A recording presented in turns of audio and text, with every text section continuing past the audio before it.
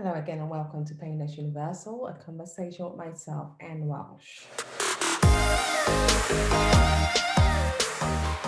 Today we have a very inspirational story for you, and I can't wait for you to meet Jay Hewitt. Jay came to my page. I saw his inspirational story about diagnosed with brain cancer. You know what it is like when you've been told you have any illness, let alone being diagnosed with brain cancer. He'll be telling us his journey and how he found out he was being diagnosed, but how he used that message to transform and change the meaning for his daughter, Hero. He has a 5-year-old beautiful daughter and wife. And he didn't just get that message from doctor saying you can't. He changed that message around so that his daughter could see resilience by taking on Ironman, Triathlon, doing the things that not many people with any, even normal people, let alone someone with a chronic illness, would take on. He'll be telling us about why he did this for his daughter, his journey, and also his journey of being a pastor, how it transformed from he always sent a message of inspiration to his own people, and all of a sudden he's now having to be the person leading that inspiration. Well, I'm super excited to meet Pastor Jay Hewitt to talk about his own journey and how he's turning his pain into joy. Meet Jay. Welcome everyone to Painless Universal, a conversation with myself and Welsh. As I said in my introduction, I've got Pastor Jay here with me, and I am super excited to have him join me on this platform to talk about his journey of pain, and how he's turned that into some inspirational. And I hope everyone who listens to this conversation today finds their own joy. Pastor Jay, how are you? I'm good. I'm good. And I'm thrilled to be on with you today. Thanks for the invitation. Thank you. I'm really honored to talk to you. Not just because of your journey, but it's also just the way you've turned things around. A lot of times we hear bad news and we are stuck in that moment and we never know how to get out. And I hope during this conversation, people who will listen will be able to find their own joy in whatever news, good or bad, and find their own joy. Um, can you just tell us before we get into your own story? Can you just tell us a little bit about your own journey up to become a pastor, about your growing up, and who are you? Well, yeah, I grew up in California. I'm still in California. I'm in Orange County. And so I grew up in a non-religious home. So I didn't grow up going to church. My dad's not a pastor. His dad's not a pastor. It was just something that we didn't really discuss as a family. Yeah. Um, however, my family unit was really hurting. We were going through a lot of struggles. There was substance abuse issues, mental health issues in my home, and so my home life was really quite chaotic. And so I found myself as a young kid escaping often the house, and in doing so, I was finding myself getting into more and more trouble. And I was starting to head down a path where, after getting arrested a couple times and looking around with the people around me, I knew that I wasn't heading anywhere good. And it was just about that time that my neighbor, good friend of mine, invited me to go to church with him. And he and his other good friend, they always went. I never joined them. They've never invited me. And out of nowhere, he extended an invitation. And like many people who get invited to go to church, I said no, thank you. But they got me with this. They said, "We've got a lot of good-looking girls that go to our church." And as a teenager, What you do? that's where I wanted to be. So I accepted the invitation. I went. They weren't lying. There's plenty of good looking people there, and that kept me coming back. But then I found myself, I was drawn to kind of a new level of health in a community. And that kept me coming back. And then when the gospel was shared from stage in a very clear, concise manner, it's just exactly what my heart was looking for. I needed somebody that I could trust with my life, because the authority figures up to that point in my life, I couldn't really trust them to be there for me. So hearing this story of God of the universe who'd be willing to sacrifice of himself for my well-being, I thought that's what I need. And then looking at my life, I just thought, well, I obviously don't know how to live this life. I'm a train wreck and I'm going nowhere. And so I just, in a moment of surrender, said, "All right, God, if if you're willing to sacrifice because of your love for me, then I can trust you." And so I trust you with my life. Teach me how to live it. And that started a rapid change in my life. I didn't necessarily set out to change my morals or anything like that, but just now I had a new community that I was a part of, different types of friends, new mentors, a message of what purpose and meaning could be in my life. And I really gravitated towards that, and it became the church became a second home for me, and a healthy escape, more of a refuge than escape, really. Mm. And within a couple years, still, I was a teenager.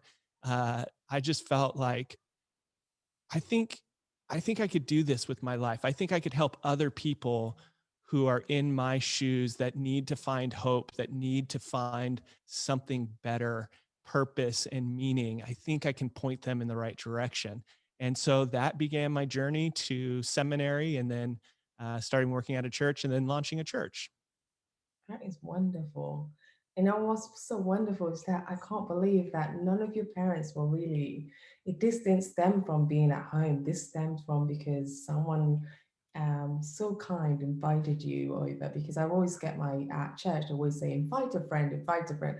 And I was thinking to myself, oh, it's not going to work. No one's going to come to church. What do I say to them? And I can't believe how just someone inviting you over to church, how that changed your perspective of things, and how you saw new hope in, in finding that almost like a security blanket, and you going on to funding your, launching your own church. How is that going now? It's going really well. One of the unique things about coming from a home that wasn't religious is I just seem to have a different flavor to the way that I speak about the Lord, and I speak about spiritual things. And so we're finding that a lot of people who were really disinterested in the church are finding their way through our doors, and we're building trust, and they're finding spiritual renewal with us. And so it's really neat, whether it's people that have walked away from the church because they've just had so many bad experiences. The church got caught up in areas that maybe they didn't need to. And people just said, this isn't for me. They walked away. We've become a safe place for them to re-engage. And then also for people that they know that they're looking for something, but they're not quite sure what. They're willing to give us a try as well. It also helps that we meet in an old packing house that we renovated, so it doesn't look like a church. It doesn't feel like a church. It feels really hip. It's got a hip vibe, and so we've got a lot of young families, and we've got really good music, which goes a long way as well. And so when people walk in, they feel like, oh yeah, I could belong in a place like this.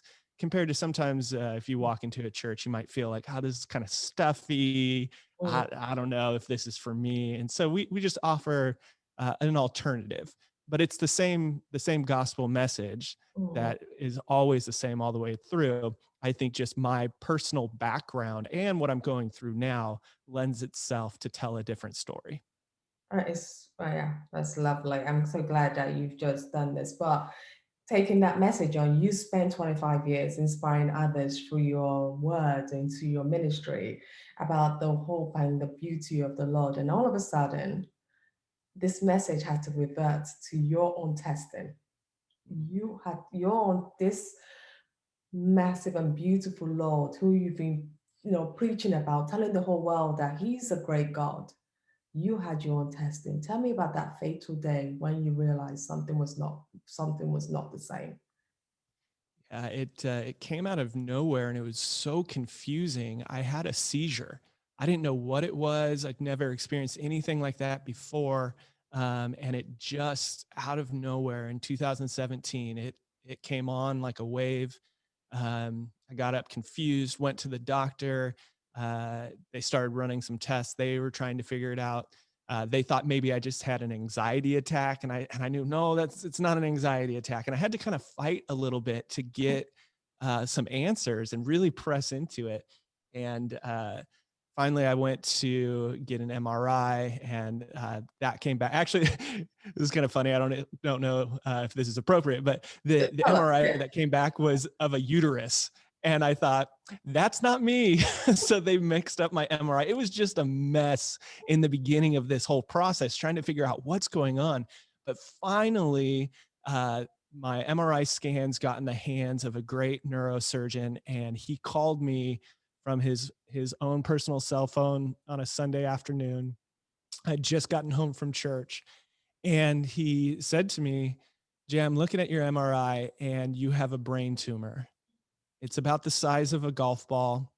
It's in the center of your brain. Um, and that's all I know at this point. Let's schedule an appointment. Let's look closer into this and let's figure out where to go." And Mm, so that started a long journey that I've been on since 2017 that has progressed with some great miracles along the way, and some real discouraging news that at this point in my journey, I'm no longer just dealing with a brain tumor, but now I'm dealing with brain cancer that has no cure. And so I've gotten a prognosis and a timeline of life expectancy that just doesn't feel fair. And it knocked me down. It would knock anybody down. When you get Anyone. news like that, Yeah. it Mm, knocks the wind out of you, it knocks you down. But it also gives you an opportunity to, like what you were alluding to put my words into practice, to practice what I've been preaching, and yeah. to allow my congregation, who I've built trust with, thousands of people over the course of these past few years, to see, do I really believe this? Mm, All the things that I'm preaching, does it sustain me now? Do I still think that God is good? And it brings up all sorts of questions for all sorts of people, because they look at me and they tend to put me on a pedestal because I am a pastor. I'm not a perfect person, mm, obviously, yes. uh, but I am elevated in some people's minds. And so when they see me having to struggle with a terminal illness, they wonder, why did bad things happen to good people? How Yeah. can God be good and have this happen to this man who's trying to make the world a better place, who's got a young daughter at home who he's trying to raise in the faith, Yes. who has a family? And so I now get to kind of walk the talk Yes. and put the faith into practice, and let people see that I truly believe that God is still good. I Mm, see him working in my life, and I have to hold on to things kind of double fisted with a hope, knowing that my God is the author of life. And so if he wills my life to continue long beyond the prognosis, he's able to do that. I absolutely believe that and hold on to hope for that. But on the other hand, I have to have courage to say, and even if the science plays out exactly like they've seen it play out in so many other people's lives, my God is with me every step of the way, giving me the strength that I need to face the day and to take every obstacle and turn it into an opportunity. And as his word tells us, he he's there making all things work for the good of those who love him. And I'm seeing that every step of the way. It's a difficult road. I would have never chosen this road. And yet I can see him so close to me, giving me everything that I need, that even in the struggle, I can see my pain has a purpose, and that brings me joy and that keeps me going. You see, that's what I love about you, and I love about what the work you're doing because about, I have a chronic illness, and I had to find my own joy through my pain, sickle cell anemia, and it was not easy. And I see someone else doing the same, and I'm so happy that you are not using your diagnosis as an excuse of not still saying where, because a lot of people will ask you, where is God where there's pain, and you're not using that as an opportunity to say, yes, this is true, this God is not there, and you just had been so faithful doing what you did, doing what you have to do. But what is more inspiring is that even with this diagnosis, you didn't stop there.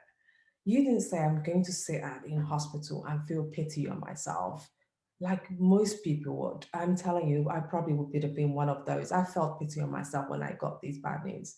You said, I'm going to teach my daughter, Hero, her name, Mhm. about the meaning of seeing people in pain, but also seeing them through that pain, helping them find their joy.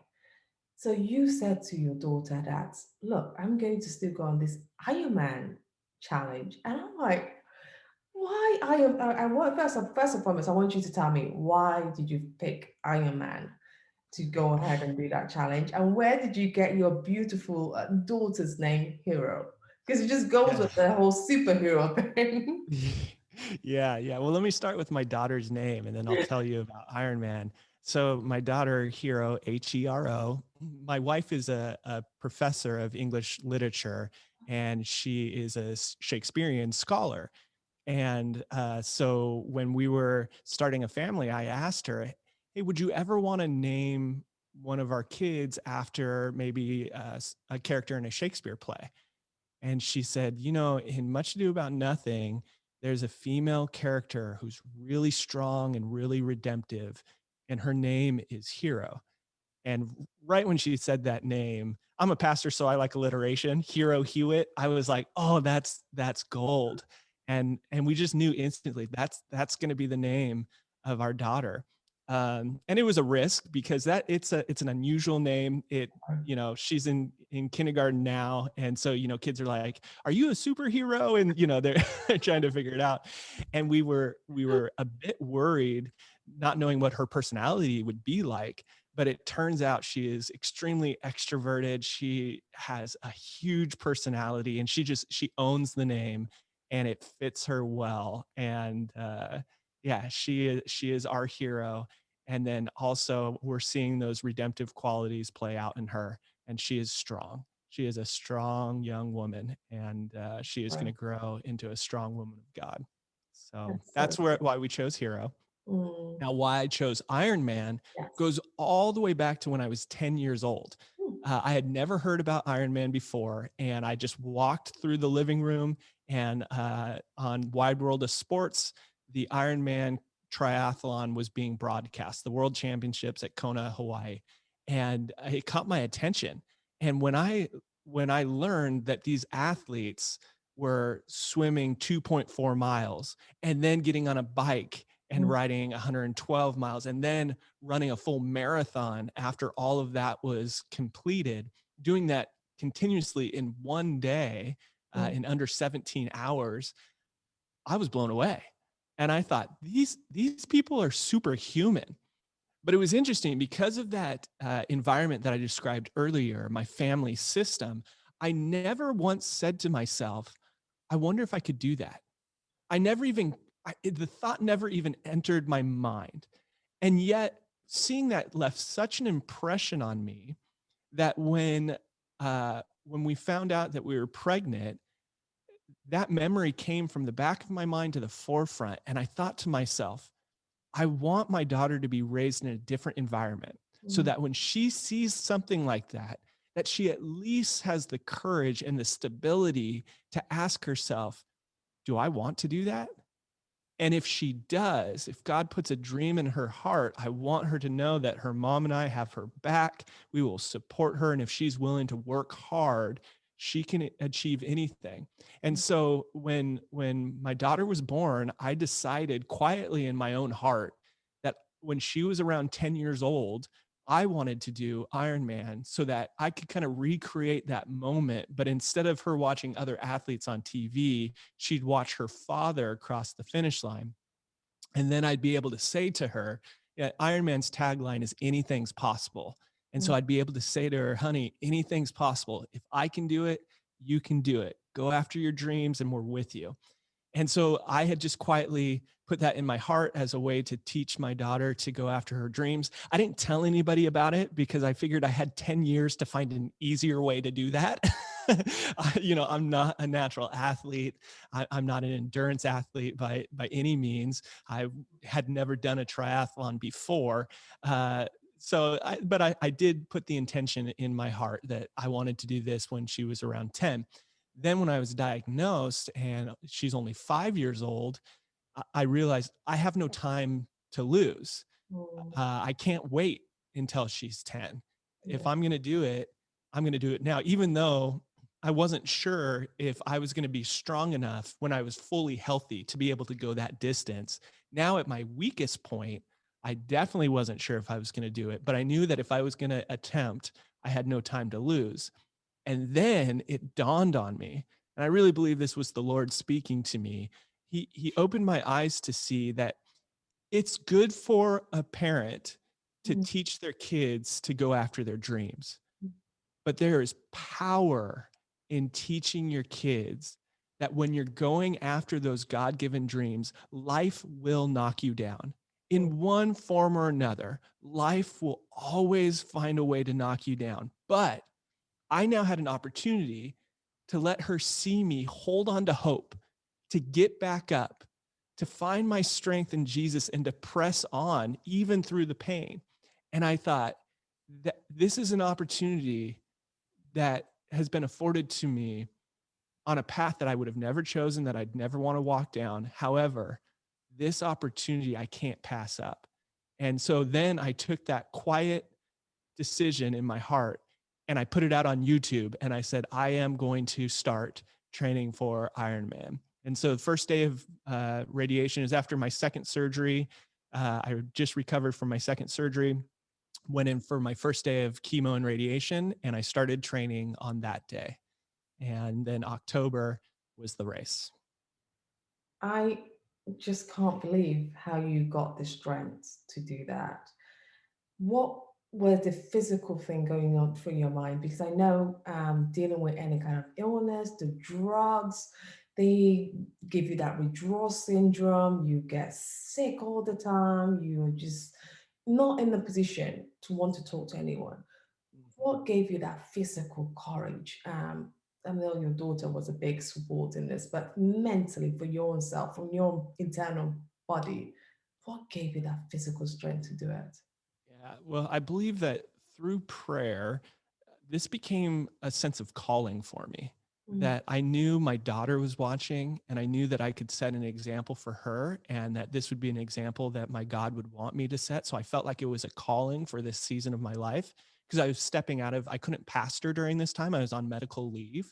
mm, And so this was my new ministry, was focused on my daughter. And then I realized, as actually a producer and director from London got in contact with me, he wanted to do a documentary and he said, your story is going to inspire so many. And I just realized I've got an opportunity here. And so that was the drive. But you're right, the medication, the treatment that I was on was so difficult. mm, And I already have a weak stomach. I get nauseous really easily. And so chemotherapy and radiation was really, really hard on me. mm, I was sick very often. So I had stomach issues because I'm dealing with brain cancer. I had really intense headaches and fatigue. And when you're training for Ironman and you have 7-hour training days that start very early, when my alarm would go off, everything in me just wanted to stay down and stay in bed. But I would pray, I would ask God for strength, I would refocus on the purpose of why I was doing it, mm, and then I would just get up. I didn't know how my workout would turn out that day, but I knew that I just had to get up. mm, And if I could just get up, then he, my God, would provide me the strength needed for me to press on. And it was amazing, no matter how poorly I felt, when I got up and started moving, the tide would change. And it was so interesting because these these symptoms of the treatment, which I've always been afraid to get cancer, not because of the not because of the high likelihood of passing away, but more, I was always afraid of the treatment. I was afraid to be sick all the time. I was afraid of that chronic uh, uh, medical journey that I just didn't want. But what I found is when I would get up and I would start to train, those symptoms would get dialed down.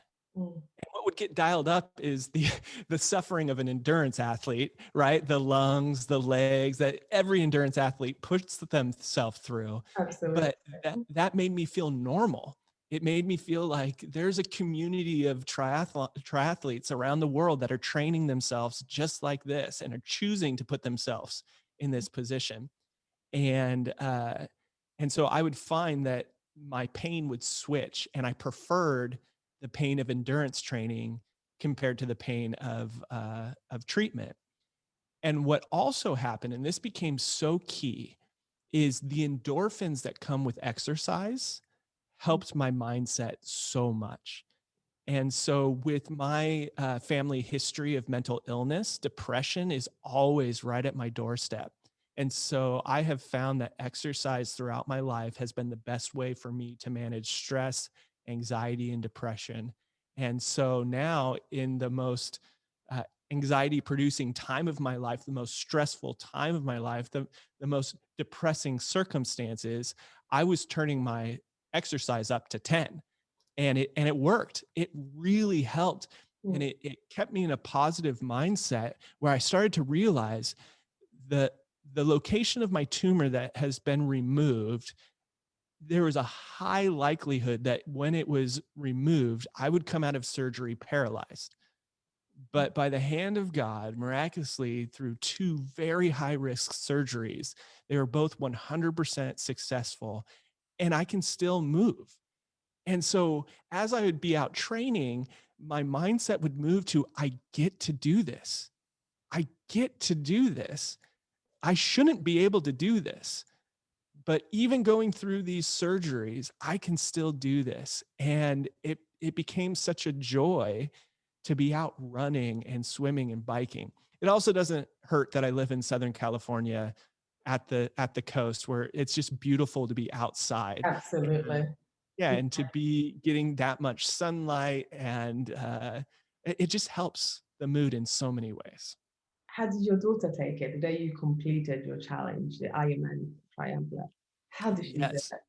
So this was one of my great doubts. I didn't know if she'd be able to comprehend this. I was it? planning to do this when she was 10, Mm. but she's only 5. And I thought, I don't know if she's going to be able to really understand all of this. And that's why I signed on with the documentary, because I thought, if nothing else, I'll be creating something for my daughter to reflect on later in life, to see the significance of what I did for her in her honor. Mm. Um, but it blew my mind. My daughter takes after my wife. She's brilliant. And even as a 5-year-old, she totally got it. She 100% understood and can even articulate back to me that this was a grandiose display of my love for her, that Mm. there was no distance I would not go to show my love for her. She got that. She also got that it was to teach her that she could do anything, that Mm. if she was willing to put in the hard work, she could do anything. And even more, she was able to articulate that we can't give up, that we've got to hold on to hope. Yes. And to hear my daughter be able to articulate that, Mm. it made everything worthwhile. I mean, it was such a rush to finish the triathlon and to, come across the finish line, but nothing compares to hearing my daughter be able to articulate the why behind the race. That is honestly, that is so amazing because I also look at my life and I see that my daughter and my son, they just gave me so much reason to live, even when there were doubts in my mind. And you have just also shown me that that is actually, there is a sense of relief when you're suffering from any kind of chronic illness or being diagnosed with cancer, that you get that your kids see that you are not just giving up, you are trying your best to, to push the boundaries, and to tell them that no matter what news you hear, whenever you hear that news, you just don't sit down there and you just whip about that news, but you sit down there and keep doing what you need to do, because there's always hope and faith. That leads me to my question. Jay, I'm so happy you took this time out, because so many people, especially with COVID, are living in fear and doubt. And you were being diagnosed with brain tumor, then it turned to brain cancer, and you didn't stop. You said, I'm doing this. So people who are out there who are living in fear, they've lost their jobs, they don't think, well, know where next food is coming from, or they've just been diagnosed with an illness like you, but they probably don't have that strength like you have. What would be your message to them right now? Well, first, I want to say what my message would not be. Coming from a lot of pastors right now, the message is choose faith over fear. But I think first we need to acknowledge that those fears are valid. People are losing their jobs. They are in financial struggle. People are getting sick and dying of this disease. We have to be cautious. We've got to take precautions to keep ourselves safe. And so there's validity to the fear, and yet you don't have to be paralyzed by the fear. You don't have to be crippled by the anxiety. When you look at my life as an example, uh, having cancer, and I relate to you because my cancer is a chronic cancer. So even though I'm done with my treatment this round, I'm not in remission. My cancer never goes into remission. It's a chronic disease, and I have to continue to live in this new reality. And so that puts me at high risk during this pandemic. And I have to be extra cautious through it. And yet, I'm not going to allow myself to be paralyzed, because I I my days are numbered. And so I have to live each day to the fullest. And all of our days are numbered. We all have the same end. But the thing that allows me to continue to press on, which is accessible to anybody, is knowing that I have a God who is with me and who is for me. I talked about early on that I hold on to the hope that God could heal me. And yet I'm courageous enough to say, and even if he doesn't, he'll be with me, and that's enough. And I'm finding that there's no way, the future is uncertain. It feels more uncertain right now than ever before, but no matter what, the future is always uncertain. And it's having the confidence of knowing that the God of the universe is listening and is with you, walking with you. And if you would just turn to that God for strength and for courage, he'll give you what's needed to face the day. You might find yourself unemployed right now. You may become unemployed, but if God is with you, you're going to make it. You're going to make it. You're going to be okay. Hold on to hope. Get back up, press on, and soon you will find yourself moving on to places that you never even imagined you could be. And so I would just reach out to anyone and say, strength is there for you. You don't have to be crippled by fear. You can live every day to the fullest, knowing that you have a God that's with you. That's very true. Our final question is that you've done the Ironman. What next? Would you take on a lover challenge? You need something to keep it going. You can't just Yeah. stop now. We Yeah. have to keep it going, Jay. So, Pastor Jay, what next? I know that, and that's the big question. And it's so funny. I get, as more and more people are following me on Instagram, I get so many direct messages of people that have even crazier races, as if 140 miles in one day isn't extreme enough. They find things in, sub-zero temperatures and things that last months. And, oh, you got to do this, you got to do this. And to be honest, I have no desire for that, because I have taken all of my strength that I was putting into training for Ironman, and I'm putting it to connecting with my wife and my daughter. Yeah. So I was able to connect with my daughter from a distance. I was setting an example for her. She was watching me from a distance do something. And now I'm coming close to her, shoulder to shoulder, and I'm putting the same amount of energy into building that close, deep relationship with her. And so continuing to teach her resiliency. We go through a resiliency journal every day where we work based on a growth mindset and teaching those principles. And we do that. We do challenges together. Right now, I'm really focusing on daddy-daughter dates, and I chronicle those on my Instagram. You got to be creative during these times where everything's kind of turned down. I have my fingernails painted quite often because my daughter is at that stage. But even last night, I'm still dealing. Even though I'm done with my treatment, the chemotherapy hasn't left my body completely. I'm still dealing with extreme headache and fatigue, especially later on in the afternoon and evening. So I came home from work yesterday, and my daughter wanted to go out in the garage and do a project with me, and I was so tired. And with the same prayer that I had to pray every morning before I got up to train for Ironman, I pray that when I'm with my daughter, Lord, give me strength. And I go out, and she can tell I'm kind of in a zombie mode, but I'm trying with everything in me to connect. And that's a big enough challenge. I don't need to go do some race in Antarctica. I need to give my all to my wife and my daughter and making those connections. And a lot of people look at me and go, "Oh man, you're so extreme. I could never do Ironman even in my best days. How do you do that with cancer?" The reality is, I find it takes just as much strength to love well, to love your family well, to love your friends well, to love your enemies well. It takes so much strength. And so, for all of those that are showing love during this time, amen and thank you. Keep going, keep showing us that strength. You're inspiring us, and I need to see that at this point in my life. So, that's a long way to answer. No, What's next? My wife and my daughter. I love that. I think even coming from my own point of view, I could see that why you would say that, because when you have something, you really need to give it your all. And they're such wonderful people. Your daughter is so amazing. Your wife is so beautiful. And I'm so glad that you will be spending more time with them just to get to know them, keep connecting with them more and more. And I wish you all the best. I wish you good health, and hopefully you could get to stay with us as long as possible.